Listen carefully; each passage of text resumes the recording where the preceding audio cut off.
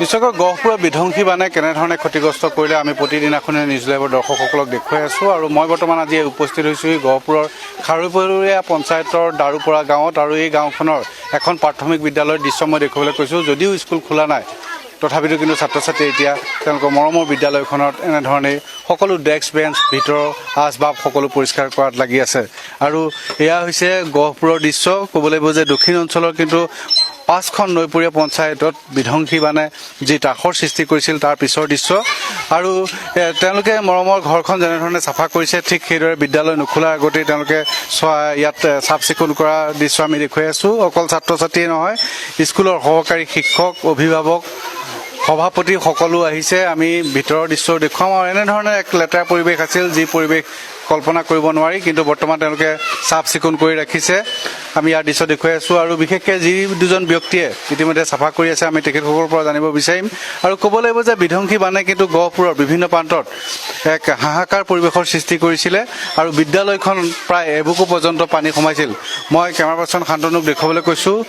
এইখন হৈছে দাৰুপৰা প্ৰাথমিক বিদ্যালয়, যিখন প্ৰাথমিক বিদ্যালয় প্ৰায় এবুকু পৰ্যন্ত পানী বুলি ক'ব লাগিব। যদি সম্ভৱ হয় আমি দেখুৱাইছোঁ ইয়াৰ সমান্তৰালকৈ পানী আহিছিল আৰু সেই পানীয়ে কিন্তু থান বান কৰি গ'ল বিদ্যালয়খন।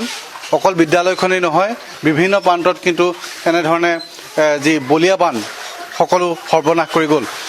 ইয়াতে থকা যি শিক্ষক আছে আমি তেখেতসকলৰ পৰা জানিব বিচাৰিম আৰু তেখেতসকলে ইতিমধ্যে চাফ চিকুণ কৰি আছে। এয়া হৈছে দাৰুপৰা প্ৰাথমিক বিদ্যালয় আৰু ইয়াতেই সংহত শিশু উন্নয়ন সেৱা আঁচনিৰ এটা অংগনবাড়ী কেন্দ্ৰ আছে। ছাৰ, মই আপোনাক সুধিব বিচাৰিছোঁ, কওকচোন কিমান পানী আহিছিল আৰু কিমান লেতেৰা কৰি থৈ গৈছিল? এইবাৰ যি বানপানী হৈছে এইটো ভয়ংকৰ বানপানী। এয়া আপোনালোকে নিজে ইয়াৰ চিনচাপ চাব পাৰিব। বুকুলৈকে পানী হৈছিলে, গোটেই পানী আৰু বোকাময় মেটেকা, ইয়াত মানুহৰ মানে জীৱ নোৱাৰা অৱস্থা হৈ আছিলে। গতিকে আমি এতিয়া যিহেতু পানী অলপ কমিছে, গতিকে আমাৰ সভাপতিৰ লগত লৈ আমাৰ ছাত্ৰ ছাত্ৰীৰ লগত লৈ স্কুলখন যিহেতু আৰু এসপ্তাহ পিছত আমাৰ খোলা হ'ব, মানে 9 দিনমান পিছত আমাৰ 1 তাৰিখৰ পৰা স্কুল খুলিব। গতিকে এটা স্বাভাৱিক পৰিৱেশ ঘূৰাই আনিবৰ কাৰণে যিটো পৰিৱেশটো একেবাৰে লেতেৰা মানে অপৰিচ্ছন্ন অৱস্থাত আছে, গতিকে আমি যিহেতু কণ কণ ল'ৰা ছোৱালীৰ কথা বিভিন্ন ৰোগে হয়তো প্ৰাদুৰ্ভাৱ কৰিব পাৰে, তাৰ কাৰণে আমি এতিয়াৰ পৰাই চাফ চিকুণ কৰি সেই এটা স্বাভাৱিক অৱস্থা যাতে আনিব পাৰোঁ তাৰ কাৰণে আমি চেষ্টা কৰি আছোঁ। নিশ্চয়কৈ সভাপতি আছে, কওকচোন এই গাঁওখনত কেনেধৰণে ক্ষতিগ্ৰস্ত কৰিলে? ইয়াত এই গাঁওখন আমাৰ যথেষ্ট ক্ষতি হৈছে আৰু পানী যিটো হৈ গৈছে ন, ভিতৰৰ ৰুমৰ গেলা গড্ৰেজ চড্ৰেজ পৰ্যন্তলৈকে চেচ হৈ গৈছে আমাৰ এনেকুৱা এটা অৱস্থা। আৰু বিদ্যালয়খনত মেটেকা ভৰ্তি হৈ গৈছে আৰু পানী ডেস্ক বেঞ্চ চব উঠাই লোৱা নিচিনা হৈ গৈছে। ছাত্ৰ ছাত্ৰী সকলোখিনি কিন্তু এনেধৰণে তেওঁলোকৰ যি কাম কাজ এয়া কৰি আছে আৰু বিদ্যালয়খন চাফ চিকুণ কৰি আছে।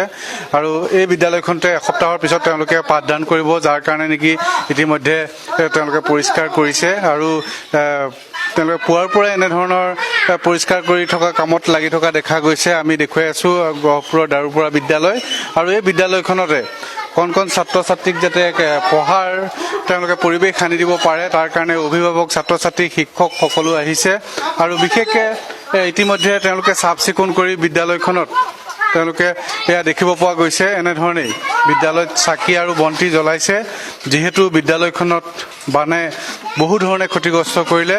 ছাত্ৰ ছাত্ৰীসকলে যাতে পুনৰ তেওঁলোকৰ শিক্ষা জীৱন আৰম্ভ কৰিব পাৰে আৰু বিধ্বংসী বান যাতে নাহে তাৰ কাৰণে তেওঁলোকে দেখা পোৱা গৈছে যে চাকি বন্তি জ্বলাইছে। আৰু আমি দেখুৱাই আছোঁ গহপুৰৰ কিন্তু বিভিন্ন প্ৰান্তত এনেধৰণৰ পৰিৱেশ দেখা পোৱা গৈছে, যি পৰিৱেশ অকল্পনীয় বুলি ক'ব লাগিব। এনেধৰণেই প্ৰতিটো জীৱন, প্ৰতিখন ঘৰ, প্ৰতিখন বিদ্যালয় ক্ষতিগ্ৰস্ত কৰিলে। গহপুৰত প্ৰায় 100তকৈও অধিক বিদ্যালয় কিন্তু বানপানীয়ে টচ টচ কৰি থৈ গুচি গ'ল। বহুতৰে ডেস্ক বেঞ্চ ছুটি গুচি গ'ল। কণ কণ ছাত্ৰ ছাত্ৰী দেখা পোৱা গৈছে, এনেধৰণে তেওঁলোকে প্ৰাৰ্থনা কৰিছে। আৰু বিশেষকৈ গহপুৰৰ এয়া হৈছে খাৰুপৰীয়া পঞ্চায়তৰ দৃশ্য, দাৰুপৰা প্ৰাথমিক বিদ্যালয় আৰু শিক্ষক, অভিভাৱক সকলো আহিছে। আহি তেওঁলোকে ইতিমধ্যে প্ৰাৰ্থনা কৰিছে। আমি পোনে পোনে তেওঁলোকৰ প্ৰাৰ্থনাৰ মাজলৈ সোমাই গৈছোঁ।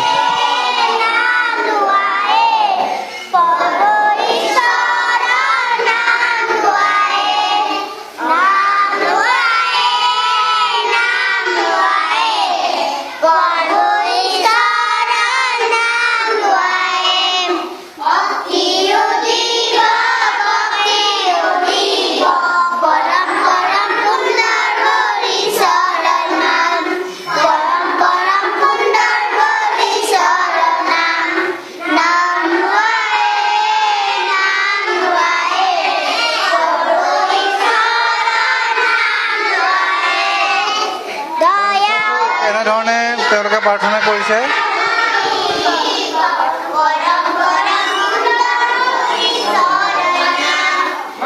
হয়, প্ৰধান শিক্ষক আছে, আমি সুধিব বিচাৰিম। কওকচোন, আপোনালোকে বিদ্যালয় চাফা কৰিলে, আকৌ প্ৰাৰ্থনা কৰিছে, কিহৰ কাৰণে, কিমান ক্ষতিগ্ৰস্ত হৈছিল? আমাৰ একাঠো পানী হৈছে আৰু আমি মানে কি কৰিছোঁ, এতিয়া ভগৱানৰ ওচৰত প্ৰাৰ্থনা জনাইছোঁ যে প্ৰতি বছৰে বান আহে, গতিকে আমি তেখেতৰ ওচৰত ভগৱানৰ ওচৰত প্ৰাৰ্থনা জনাই পেলাই ল'ৰা ছোৱালীৰ সহিতে আমি প্ৰাৰ্থনা কৰিছোঁ যেন আৰু বানপানী নাহক। ইয়াৰ পৰাই গোটেই অসমৰ কাৰণে প্ৰাৰ্থনা কৰিছোঁ, অসমৰ ৰাইজৰ কাৰণে, যে বানপানী আৰু নাহক। প্ৰতি বছৰে আপোনাৰ বিভিন্ন ধৰণৰ ক্ষয় ক্ষতি হয় এই অঞ্চলৰ, দেখি পেলাই মৰ্মাহত হৈছোঁ। ৰাইজৰ যিটো জীৱন যাপন পানীৰ সৈতে তেখেতসকলে সহাৱস্থান কৰিছে। আৰু কিমান ক্ষতি, আপোনালোকৰ ডেস্ক বেঞ্চ কিমান লেতেৰা কৰিলে, কিমান সম্পূৰ্ণৰূপে ধ্বংস হৈ গৈছে। প্ৰায় 7 দিনমান নথি পত্ৰ বহুত সংৰক্ষিত ঠাইত থৈছোঁ যদিও আমি স্থানান্তৰণ কৰি থাকিব লগা হৈছে আৰু বহুত ওপৰলৈ পানী হৈ গৈছে। তথাপিও কিছুমান নথি পত্ৰ আপুনি ঘৰত ৰাখিব লগা হৈ গৈছে, কাৰণ ইয়াত ৰাখিলে প্ৰতি বছৰে বানপানী হয় আৰু ভুক্তভোগী আমি। আৰু চৰকাৰক অনুৰোধ জনাইছোঁ যাতে এই বিদ্যালয়খন পুনৰ নিৰ্মাণ কৰি পেলাই অলপ ওখ ঠাইত অলপ ওখকৈ বনাই পেলাই আমাৰ বানপানীৰ লগত যাতে সহাৱস্থান কৰিব পাৰি বিদ্যালয়খন, তেনেকুৱা ব্যৱস্থা কৰক, তাকে আশা ৰাখিছোঁ। নিশ্চয়কৈ এনেধৰণে কণ ছাত্ৰ ছাত্ৰীয়ে সেৱা কৰিছে আৰু বিশেষকৈ তেওঁলোকে চাফ চিকুণ কৰিছে।